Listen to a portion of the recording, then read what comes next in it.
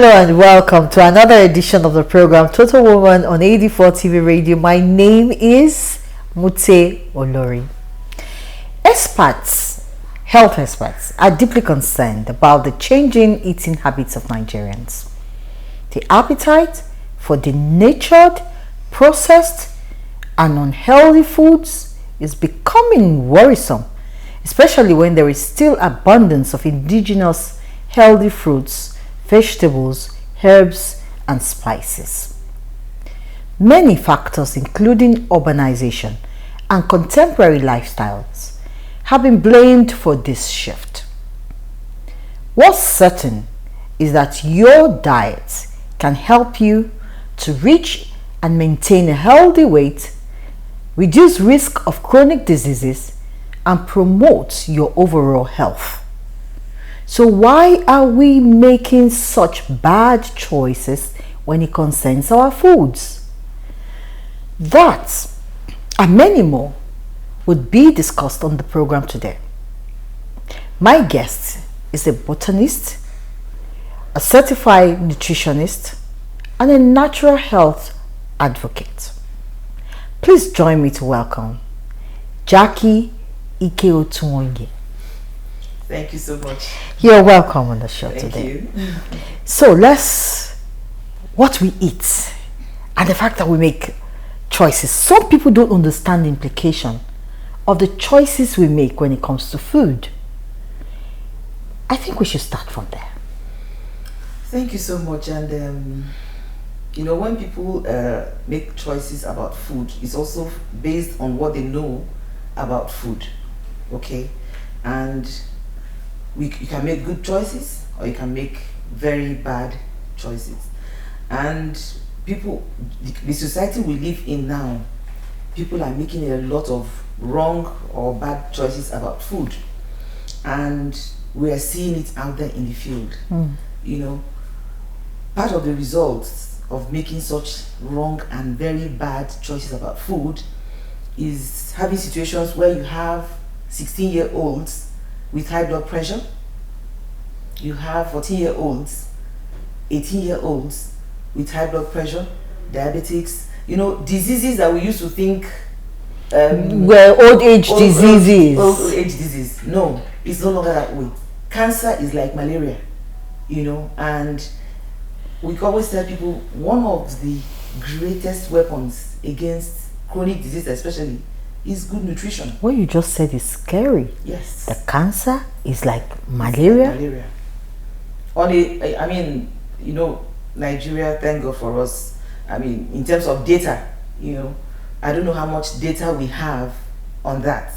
But you see, what we're seeing now is that, because people are getting more concerned about the conventional way of treating cancer, because you discover that it's actually the treatments that end up killing the patients, not even the cancer itself.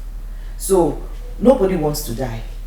There's a joke we crack. Everybody wants to go to heaven, but nobody wants to die. So people are beginning to look at what else can I do, because my mom died of cancer, skin cancer. We didn't know what it was then. It was about 20-something years ago.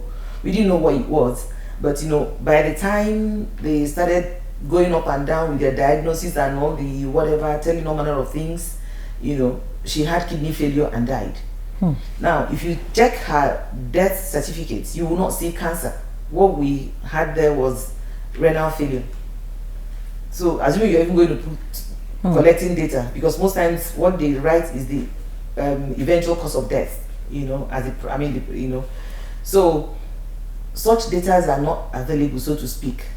But from us out there in the field, what we're discovering is that because people are beginning to understand that nutrition plays a role in controlling this and also reversing these diseases, some of us are beginning to see more people requesting nutritional therapies for their diseases. So where you see yourself in a situation where you have about 10 to 15 cancer patients coming to see you every month, that's a high number. It is. It is. It is. And this, I'm not the only one in that field. I'm talking of me. So it's a lot. It's a lot, and there's something drastic needs to be done. But when people hear, oh, eat healthy, healthy eating, you have to, your food has to be organic, such words scares them, and in urban area they begin to see like, oh, that means it's very expensive to eat healthy. Why is it like that? It actually shouldn't be. It actually shouldn't be. You see, the part of the challenge we're having is the intrusion of industrial agriculture into our food system. Okay, there's nothing wrong with mechanized agriculture, improving on our agricultural practices and all that, but you see, that has also made the corruption in the agric and our food system more obvious. Okay, because when we talk about industrial agriculture now, the way it is being understood, I'm talking of also using genetically modified seeds, which is a discussion for another day. Now, people in the village, what we encourage people to do, eating healthy food doesn't have to be expensive. You see, because people are lazy. That's another problem. I see people in the villages suffering from cancer. When I mean villages, I mean like my village where I come from. I mean, in those days we used to say you can sit in front of a house and count how many goats will pass. Talk more of cars. You know what I mean? Then you find people in this environment having cancer, having all these, and you said, okay, yes. diseases. Now, what have we found out? We discovered that now people eat a lot of these Western and processed foods as a status symbol kind of thing. You see people in the villages trying to compete with those in the urban areas as like, oh, we can also eat these noodles, we can also eat these. They are not helping themselves. So when somebody in the village calls me, oh, I have cancer, what do I need to, I first of all ask, what are you eating? And when they send you their list of food, they are consuming so much sugar, consuming so much dairy products. And you expect that where there is less pollution of land, air, water, yes, they should be healthier. However, one of the things we ignore is that apart from eating right, apart from eating well, people ignore environmental pollution. You understand? People ignore environmental pollution because if you control what you're eating, you eat right, eat all the vegetables, all the whole grains, which we're still going to discuss in more details, there are a lot of other toxins that affect everybody or some people.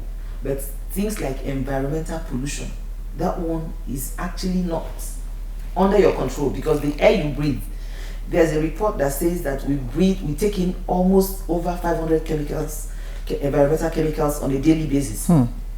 But what people need to understand is also how to detoxify, because if you're taking in these environmental chemicals and you don't understand or know that there's also a way you can get them out of your system, what happens is that they begin to accumulate and over time results in what we have as any of these degenerative diseases.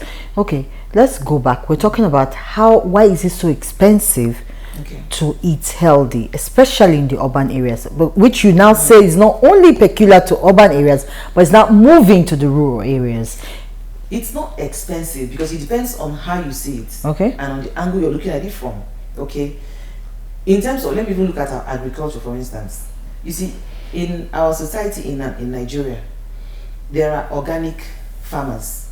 These are part of the things we've been campaigning and complaining about, pushing government to do, to develop policies that will also give organic farming the same leverage, the same financial leverage that is being given to conventional farming. Please, what's the difference? No, it's a whole lot of difference. Organic farming, in organic farming, you don't use synthetic fertilizers, you don't use pesticides, you use natural, organically produced manure, pesticides. For instance, neem is a pesticide. Okay, those are organically produced pesticides. You understand? And they seem to be more expensive. They are more expensive because the process of getting to that point where you are certified organic, it's also expensive on its own.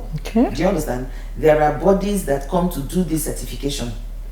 Now, I don't know how much involved the government is in ensuring that such processes are not as expensive as they should be for organic farmers, because organic farmers seem to be on their own.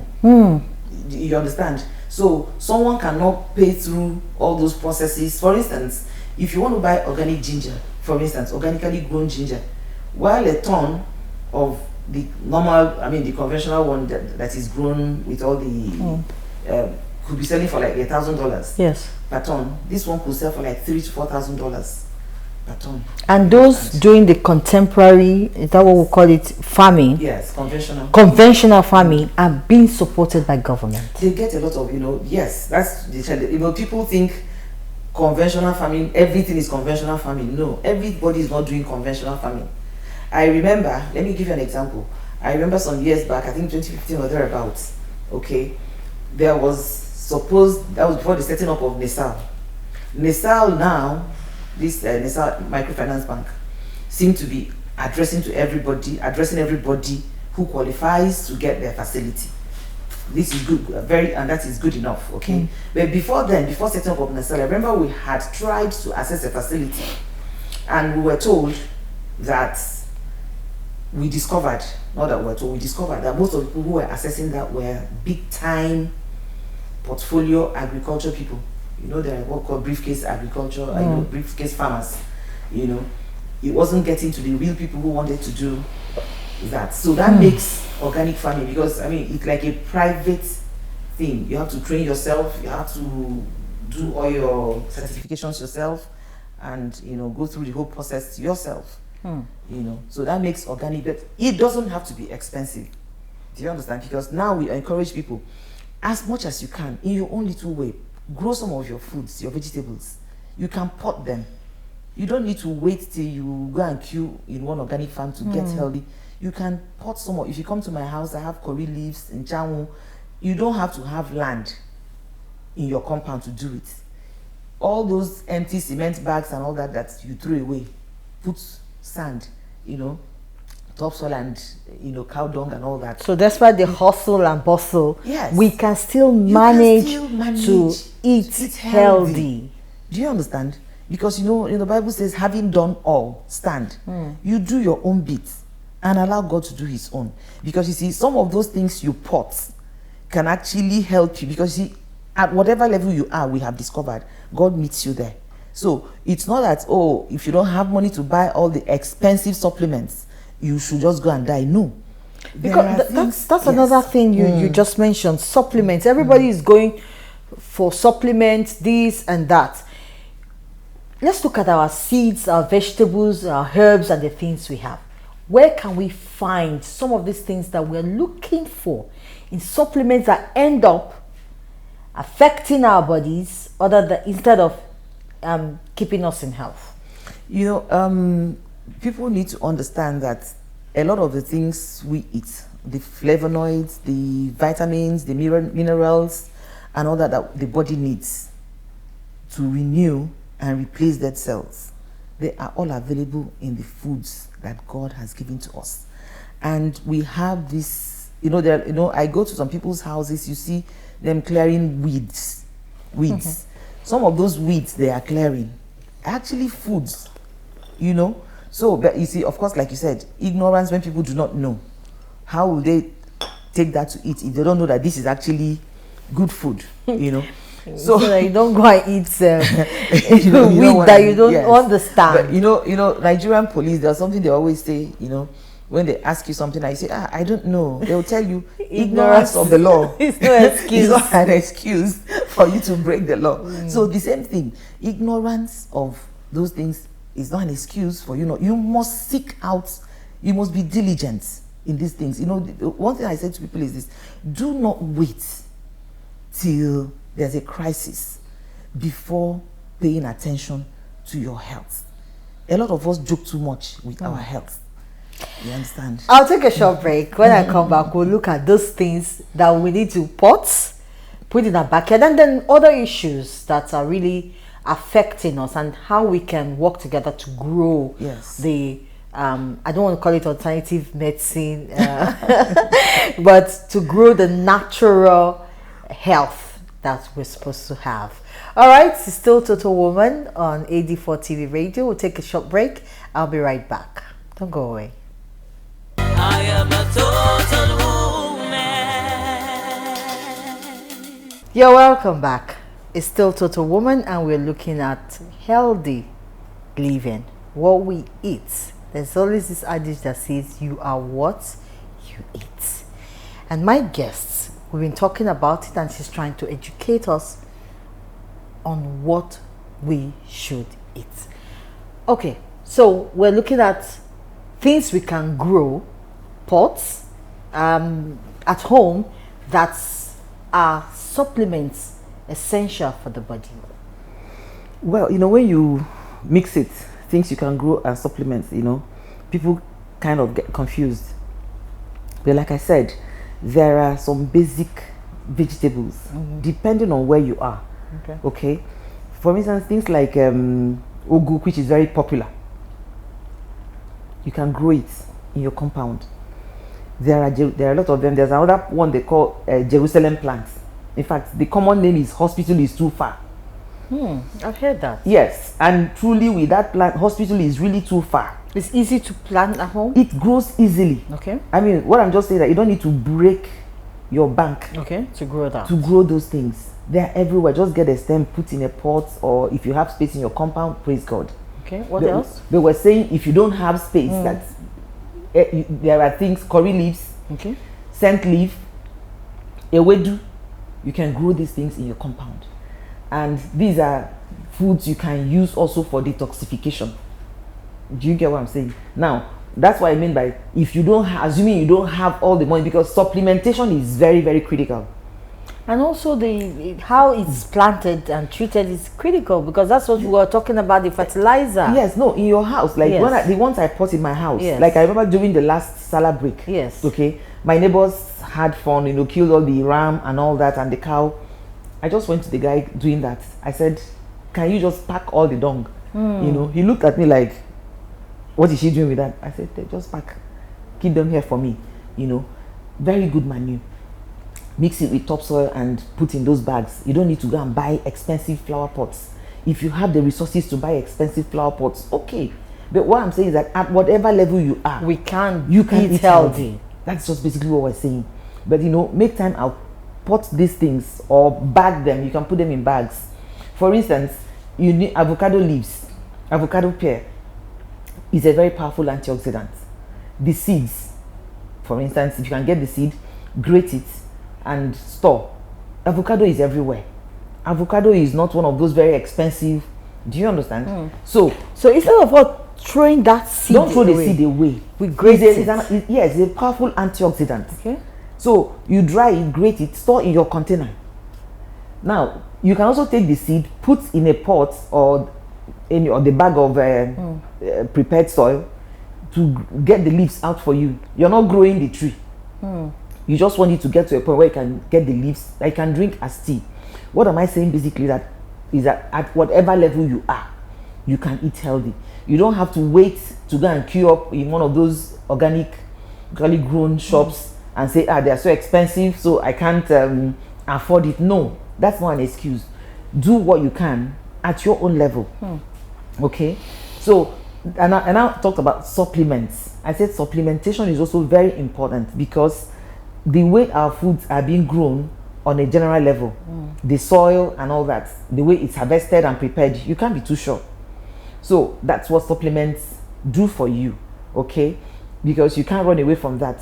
Our body thrives on vitamins, minerals, flavonoids and all that. But due to processing, a lot of these get lost. Okay, so you can still do your supplement but not live on it. But you must understand how supplements work. A lot of times you see people flying around all manner of things that they're selling, and somebody will tell you, "Oh, I've been taking vitamin C." It won't work. Supplements work in synergy in the body. Okay. They don't work alone. So somebody wakes up, "I'm taking only vitamin C and all that." No. So how do we take some of this? You combine them. Because the body has a lot of minerals, vitamins that most times are not checked. Okay, so vitamin E, vitamin C, vitamin B, B is a complex on its own. So you need to merge. So for instance, if you're going to buy supplements, there's what we call multivitamin mineral. Okay. You check. These are supplements that contain at least almost all the body needs, but in minute quantities. For somebody who is healthy, that's okay. But for somebody who is very sick, you don't that will not be enough to deal with that. Because you see, one thing we must understand is that the body has the ability to heal itself of any disease as long as the person understands how to give it the right nutrients or right fuel. Okay, people say one way we can do is eating fruits in season. But I've also heard people say there's certain fruits, even when it's season, they are not so healthy for the body. No, you see, we must. There are certain types of fruits I don't get into, seedless fruits and all that. You see, because when God created, He said every plant, they must bear, reproduce after its own kind. Okay. Now, when you give me fruits that are seedless, that are supposed to be seed-bearing fruits, and you bring the seedless ones, that means it can be regrown. You get what I'm saying? There's a kind of tampering or tinkering with the genetic of that plant. I don't like going into all those. The ones that are with seeds, and like you're talking about plants in season, you're safer with that. You see, because whether we like it or not, this human body was made by someone. The God that created this human body programmed what this body should eat Per season. Yes, you understand? Now, sugarcane, for instance, in the beginning, sugarcane was not an all year round food. Okay. Now you have sugarcane all year round. So it's been tampered It's been with. tampered with. So how God structured it, there are things that grow every season. Pawpaw, for instance. And if you go and look at pawpaw, all the benefits and all that, you can afford to eat it all year round. But there are certain foods you cannot eat. Pineapple, for instance, normal gestation period of pineapple, 18 months to 2 years. Now you have pineapples growing 3 months to 6 months. And they're ready to be consumed. You understand? So these are some of the reasons why we have, you see, because every principle obeyed has a reward. Every principle disobeyed has a consequence. A lot of the issues we're having in our health system now, in our bodies and all that, is as a result of disobeyed principles. The maker of this body said this is what this body needs to feed on and survive. We are meant to live over 90 years, and when we are ready to die, we cross our legs and go back to our forefathers. But that is not how it is now. Okay? Okay, so how do we now balance our diets, and also taking into consideration the fact that you say too much is not good. So what is enough, and how do we balance our diet so that we can still, because the sickness, the disease and sickness is getting too much. I'm really very scared when we talk about children. Maybe you also add that part to it, because our children are clamoring for this food. They want to eat this, they have a taste for it. But we encourage people, do not repeat mistakes of the past. Okay? If, for instance, you're just about getting married and you're just having young children, start early. Okay. Because it will show in their health at the end of the day. Start early. What we do is this: there are foods, your health, you check the nutrient value and the calorie value of the food. What am I talking about? The nutrient value, foods with high nutrients. Okay. Fruits and vegetables, whole grains. Nuts, and when I talk about whole grains, I'm talking about millets. There are different types. Unicorn, brown rice, a lot of them. Unprocessed. Brown rice is expensive. No, that's the imported one. Okay. Like I said, some of these things shouldn't be expensive if the right support is given to the sector. You know what I mean? Now, you're looking at beans, which is also one of the food that people overlook. Now, I always tell people something in terms of beans, okay, which should be a critical component of everyone's diet. Beans, there are different types of beans, but we have a problem with beans in Nigeria. since the launch of the genetically modified beans. I said, okay, what beans is that? What we're actually expecting is that at least tell Nigerians, okay, this is the GMO beans, so that people can have a choice. But while that controversy is raging, I advise people, there are different types of beans in the Yes, market. we have the black honey beans, black beans. We have the navy brown beans has different. navy beans, you have the kidney beans, you have the garbanzo beans, you have the pigeon beans, you have, you know, there's another type of black beans, but people call it akidi. Okay. You know, so, but the way to get the, you know, food benefits from all these your grains, people buy beans and they just take it into the pot and start cooking. No, if you want to get the nutrient value out of them, always soak your grains for a minimum of 7 hours. 7 Oh yes. hours. Yep. If I want to make beans, no matter the So species plan of it. beans, Yes, plan it. I have to soak Soak it it. for 7 Yes, hours. because when you soak it overnight, for instance, yes, you know, it's the enzymes that are responsible for sprouting are Okay. activated. Do you understand? Yes. You may not see the sprouts. Yes. But there is a chemical reaction that has taken place. please, okay. So it's a lot easier to digest. And you see, beans also contains what we call resistant starch. Because, you know, I see a lot of people, they tell me I'm told not to eat beans because they have this, they have, I'm like, hello. You know, beans, you know, contains what we call resistant starch. Resistant starch, you know, it means that it does not digest in the stomach like other carbohydrates, and convert to glucose. No, it goes straight to the colon, where it ferments and produces what we call prebiotics that the body needs. So any diet that you have and beans is not included, that diet is just complete.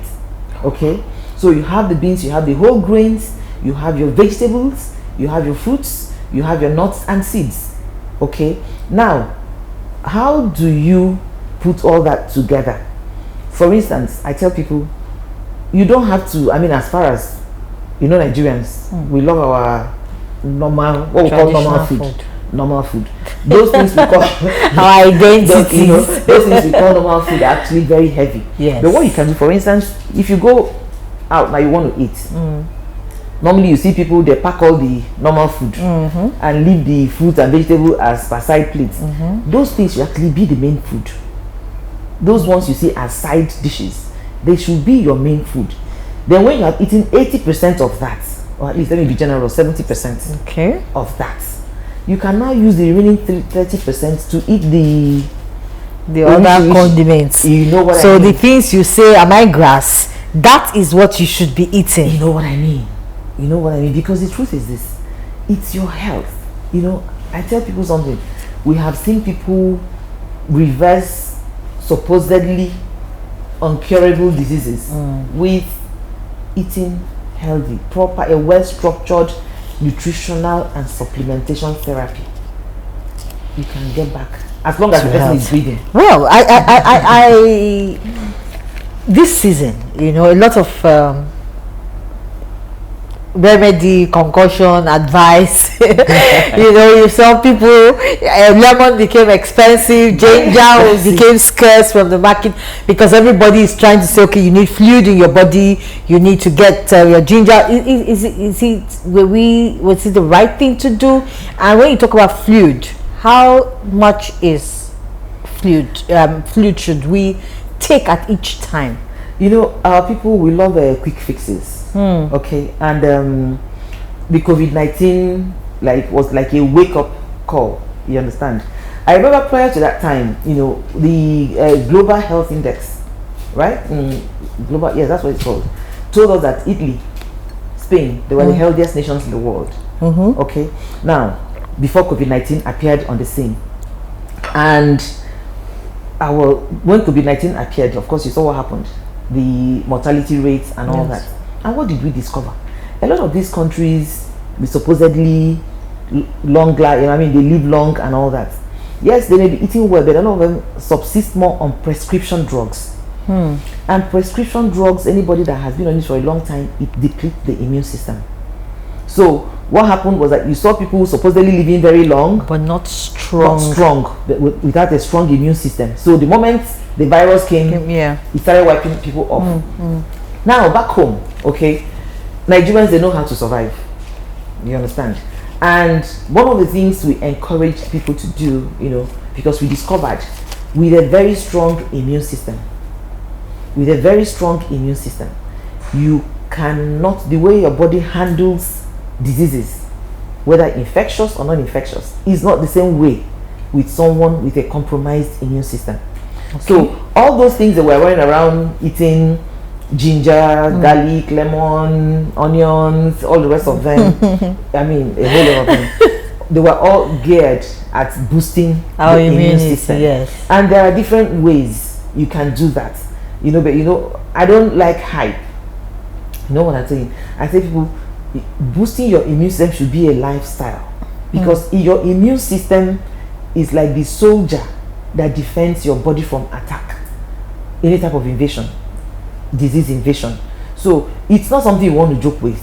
The megad of your body, some people have this mindset because they don't care about their megad, they can't process.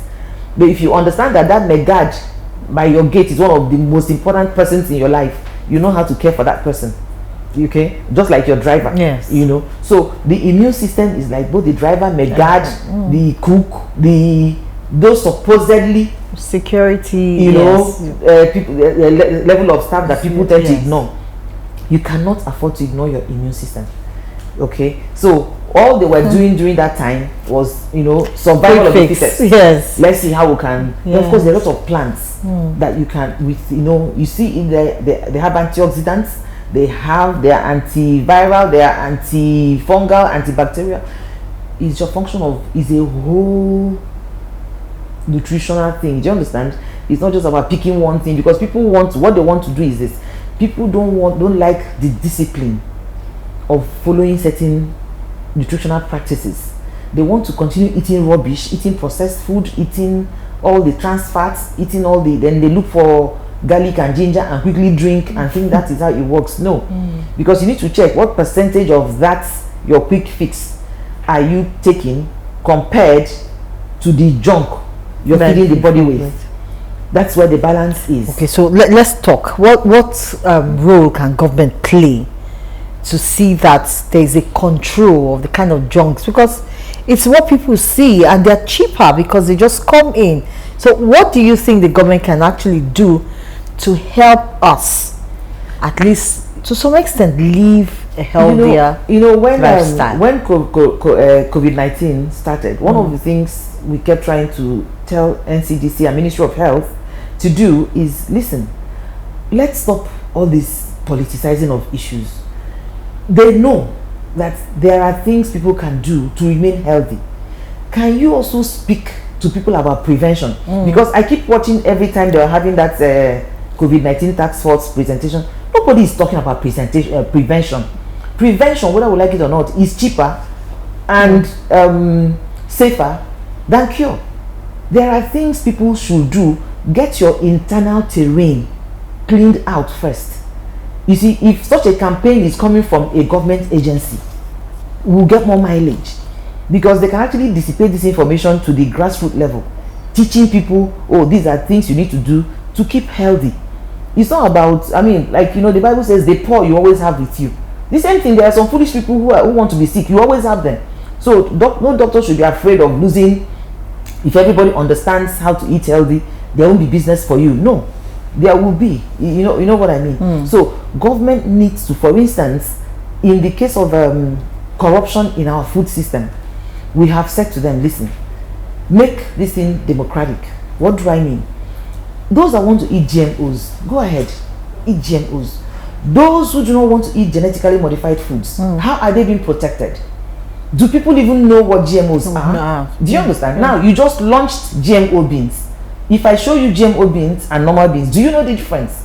You don't know. So if the government is really sincere about people's health and well-being, these are things that should be thrown open. Because I don't produce GMO, you don't produce GMO, but we have an agency that should regulate these GMOs. For instance, do you understand what I'm saying? Now, we have also discovered NAFDAC is there doing a great job, okay? But we discovered that most of the GMO foods cannot pass through NAFDAC's lens, Okay. because they are not considered as food, so to speak. The way they are modified, no, most of them are modified to produce their own insecticide. So any food, any seed that produces its own insecticide is not food. It's classed American Environmental EPA classifies them as pesticides. Okay. Do you understand? So they don't pass through that They regulatory body that we are aware yes, of. they cannot pass through NAFDAC. Okay. You know what I'm saying? Because if they pass through NAFDAC will need to re-amend their act to incorporate that. Okay. So what we're saying is this: let people know there's a lot of work that needs to be done from the government angle, so that people can see the difference and know that. Then of course they also need to be transparent in protecting farmers who do not want to plant GMO foods. Okay, so that if you're a farmer and you want to plant organic natural seeds, there has to be protection for you, because you see the GMO plants, the GMO farms, there's a tendency for them to corrupt the non-GMO farms. Of course, in civilized societies, there's a lot of litigation back and forth, and they're winning their cases. But in Nigeria, for instance, like I've had meetings with some farmers. They're using what we call Roundup. Roundup is a pesticide, okay, that has over 11,000 litigations in the US alone, because people that used it said it gave them cancer. And but a lot of things we do not know. Is protecting our farmers. So these are areas that government needs to come out and let's see the transparency that yes, we are not compromising your health. Let those who want to, because the truth is this: there's really no way you can avoid the GMOs entering Nigeria. Especially, like for instance, if you go to any of these big malls, look at a lot of those cornflakes, cereals and all that. Read through, you see there may be genetically modified ingredients. Wow. How many people are reading that? But the only thing is that you now see that this intrusion into our food system is now, you can see it in the outcome, our health, new diseases, new allergies, people suffering from diseases that used to be very, very foreign.